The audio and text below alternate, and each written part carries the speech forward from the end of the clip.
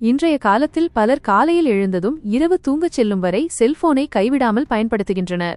குறிப்பாக தூங்குவதற்கு முன் செல்போன் பயன்படுத்துவது உடல்நலம் மற்றும் மனநலத்திற்கு தீங்கு விளைவிக்கும் என்பதை அறிவியல் ஆய்வுகள் உறுதிப்படுத்துகின்றன.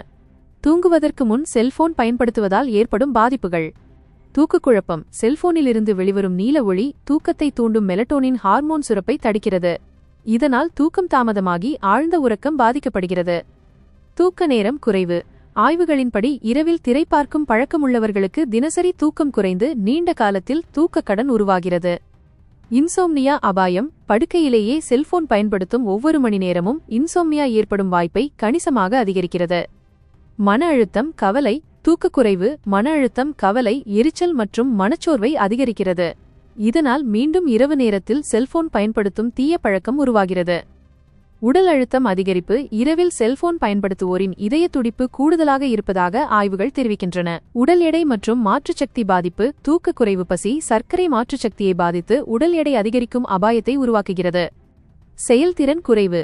கவனம், நினைவாற்றல், உற்பத்தி திறன் குறைந்து நாள் முழுவதும் சோர்வு ஏற்படுகிறது. தூங்குவதற்கு முன் குறைந்தது 1 மணி நேரம் செல்போனை விலக்கி வைப்பது நல்ல தூக்கம், மனநலம் மற்றும் உடல் ஆரோக்கியத்திற்கு மிக அவசியம். Night mode, to not disturb போன்ற வசதிகளை பயன்படுத்தி செல்போனை படுக்கையிலிருந்து விலகி வைப்பது நல்ல பழக்கமாகும்.